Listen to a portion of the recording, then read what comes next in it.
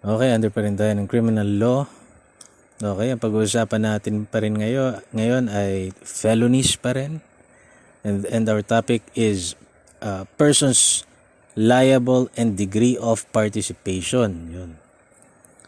So, ang pag-uusapan natin muna dyan ay yung principals, accomplices, and accessories. Ayan. Tatlo kasi yung topic na yan under persons liable and degree of participation. Yung principals, accomplices, and accessories, number 1. Number 2, conspiracy and proposal. At number 3, yung multiple offenders. So, who are criminally liable? For grave and less grave felonies, the principals, accomplices, and accessories. For light felonies, principals and accomplices only. Accessories are not liable. The classification is based on the degree of participation in the commission of a crime where at least 2 persons participated. Does not apply to violations of special laws where the violators are referred to plainly as offenders, violators, culprits, or criminals. The classification into the 3 major classes does not apply if the several offenders acted in conspiracy, as all will be considered as principals. The purposes of the classification is to determine the proper penalty to be imposed upon the accused. This is one of the factors in determining the proper penalty to be actually imposed.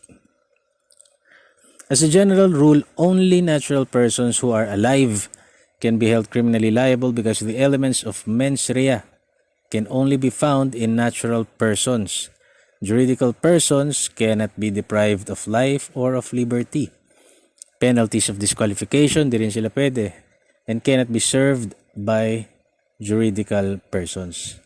But a juridical entity may be prosecuted and held liable if the offense is punishable by a fine or revocation of license, and violations of a juridical entity makes the officers, employees, or agents who actually executed the prohibited act liable.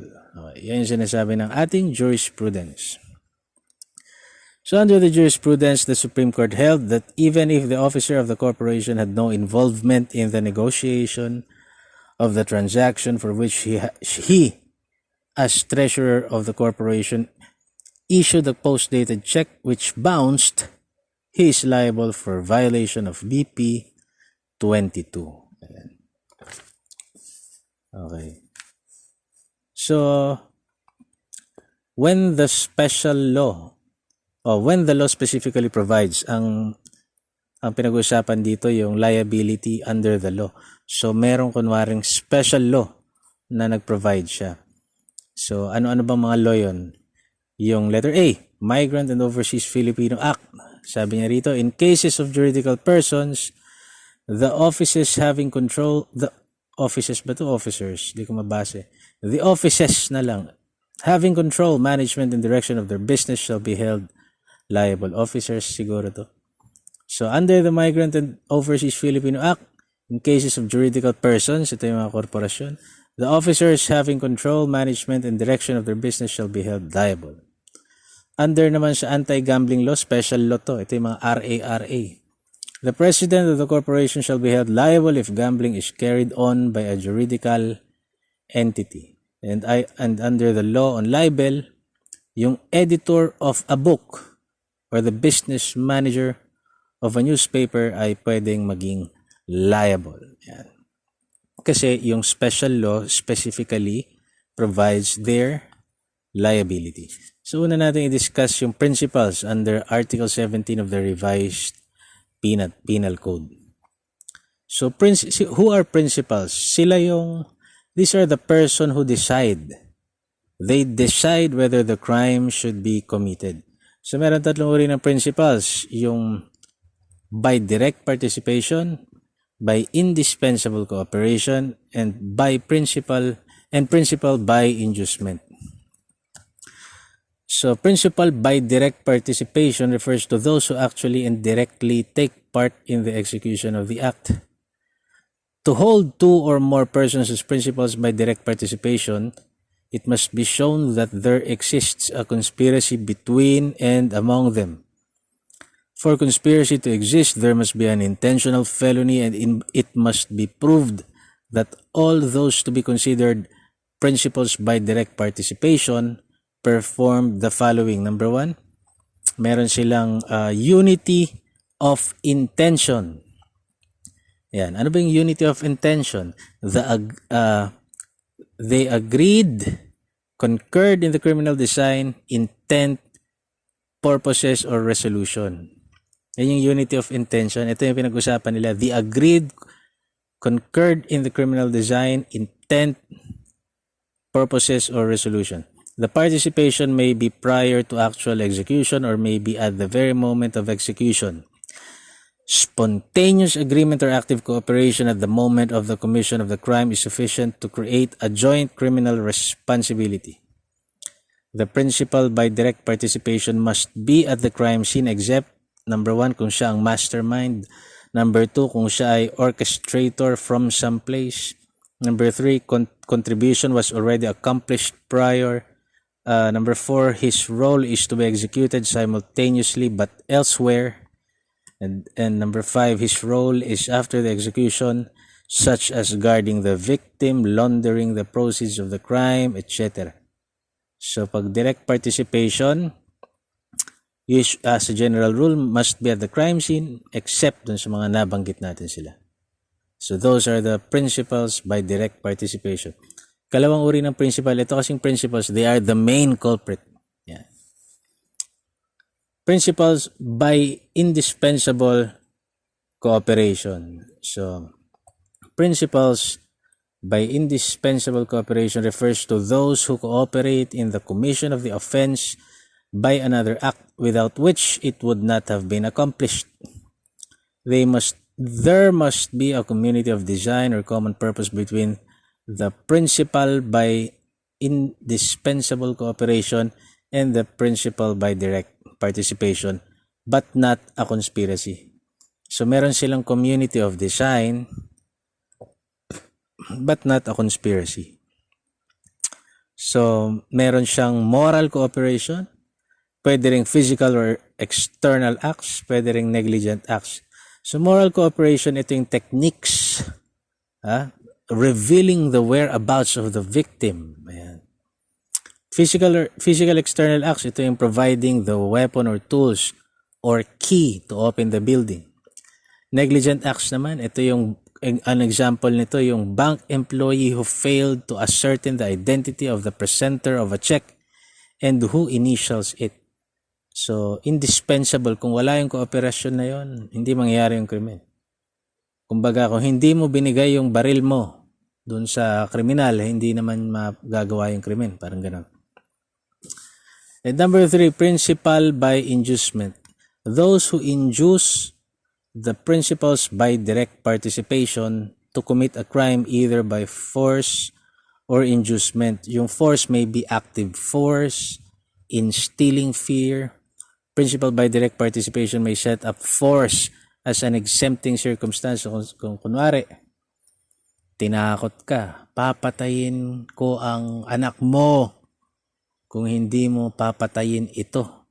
So, yung principal by direct participation, pag nahuli siya, pwede niyang iset up as a defense na meron po kasing fear, in-instill na fear sa akin.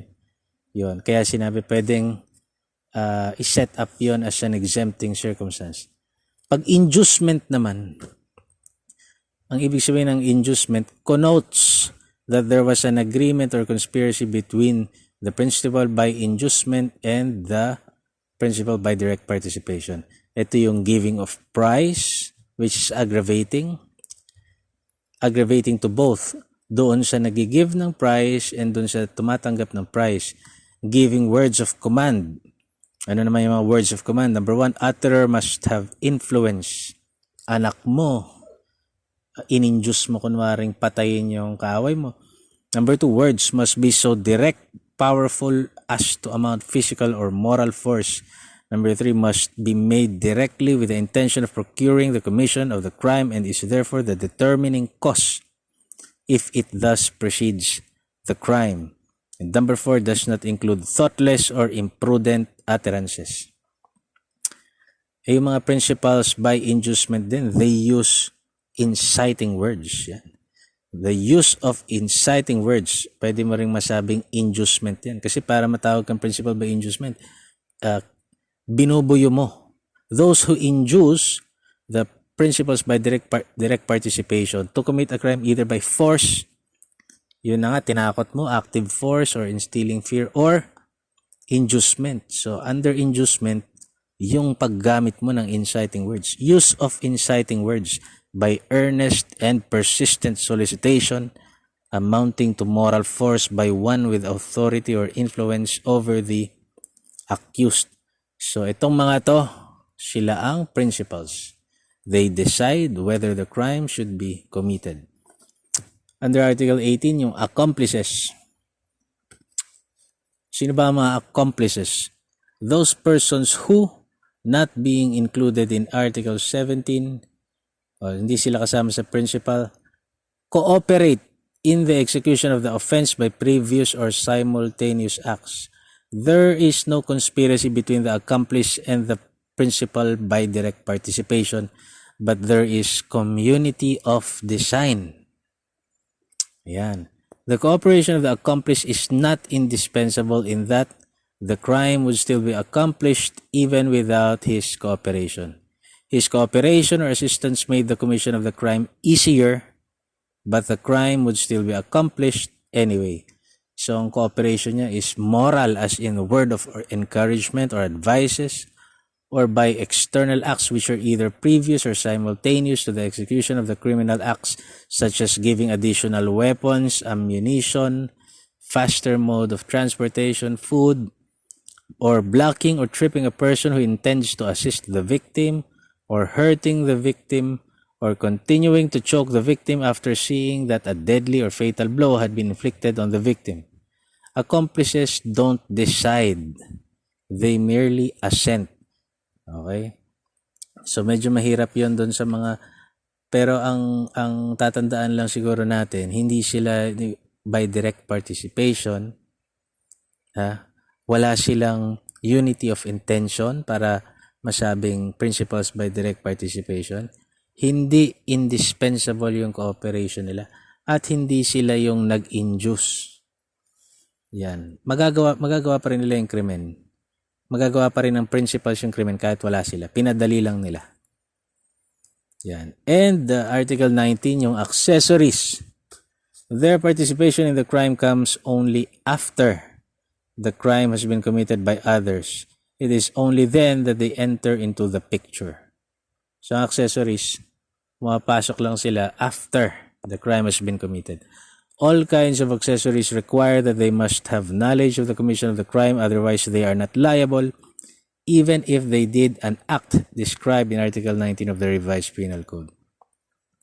Ano ba yung mga kinds of accessories? Ito yung profiting by assisting the offender, profit by the effects of the crime. Yan, mga ganyan. If the crime involved theft or robbery, the act of the person who, with intent to gain, purchases the object of the crime knowing that it was from a crime, purchases or receives the object of the crime, he will be liable under the anti-fencing law. Ay mga profiting by assisting the offender, or concealing or destroying the body of the crime, or altering the body of the crime. May be a public officer in abusing his public function or a private person. Yung concealment na yan may be punished under obstruction of justice. So if the principal is acquitted by a justifying circumstance, the accessory must also be acquitted. If the principal was acquitted due to an exempting circumstance, the accessory may still be convicted. So pag justifying a circumstance kaya na-acquit yung principal, dapat ma-acquit din yung accessory. Yung principal na-acquit siya dahil exempting circumstance. O yung kunwari, siya, imbecile or insane person siya, ganyan. O kaya, any person who, while performing a lawful act with due care, causes an injury by mere accident without fault or intention of causing it, yung accessory may still be convicted. So, sino ba yung mga exempted na accessories? Relatives by consanguinity within the fourth civil degree, exempted yan. And accessories to a light offense. So, dalawa yung accessories na exempt. Relatives by consanguinity within the fourth civil degree and accessories to a light offense. Okay, so natalakay na natin yung principals, accomplices, and accessories. Magtungo na tayo sa ikalawang topic natin under persons liable and yung degree of participation nila. Pag-usapan na natin ang conspiracy and proposal. So there is proposal when one has decided to commit a felony but proposes its execution to another. There is conspiracy when two or more persons come into an agreement concerning the commission of a crime and decide to commit it. As a general rule, preparatory acts are not punishable except when the law provides a provision punishing the specific kind of conspiracy. Yan. Example nun, yung proposal to commit treason. Yan, krimen kasi yan eh. Sinabi mismo ng batas na proposal pa lang is a crime. Proposal to commit rebellion, proposal to commit sedition, proposal to commit coup d'etat, proposal to commit highway robbery, espionage, direct bribery, and arson. So magtungo naman tayo sa multiple offenders. Yan. Under pa rin ang topic na persons liable and degree of participation. Sino ba yung mga multiple offenders? Ito yung mga recidivists. Ito yung mga habitualists, quasi-recidivists, and habitual delinquents. So yung recidivism, ano ba ito? Okay. Kakalito to. Okay. Recidivist means a person who, at the time of his trial for one crime, shall have been previously convicted by final judgment of another crime embraced in the same title of the RPC. So, kunwari, habang nililitis yung kaso niya, dati na siyang na-convict by final judgment sa isang crime na kaparehas yung embraced in the same title of the RPC. For example, crime against person, murder and homicide, embraced in the same title of the RPC. So the offender is convicted of the new offense. Yan. Meron siyang dalawang conviction. Sinasabi rito. Okay. To consider a judgment to be final and executory, 15 days must have elapsed from its promulgation without the convict appealing the conviction, such as when the offender started serving sentence or he expressly waived his right to appeal and finally he applied for probation. So recidivism requires that the prosecution should present certified true copies of the judgment of conviction, yung dati niyang conviction. In the other case, failure to do so is not cured by the failure of the accused to object to such lack of representation. Recidivism is an affirmation allegation. So, kailangan magpresenta yung prosecution na dati na pong na-convict yan. So, isa na siyang recidivist. Dati siyang na-convict ng homicide. Ngayon naman, mako-convict siya ng murder. Both are generic aggravating circumstances which can be offset by mitigating circumstances. So, generic, pag recidivist ka, it is an aggravating circumstance. Pero, pwede raw siyang ma-offset kung yung pangalawang krimen mo naman ay merong presence ng mitigating circumstances na napag-aralan natin sa nakaraan. Yan. So, kunwari, example, the act was committed in the immediate vindication of a grave offense to the one committing the felony. His spouse, ascendants, or gumanti ka, pinagtanggol mo yung sarili mo o yung mga mitigating yon, nabawasan yung so pwede ma-offset yung recidivism. Okay?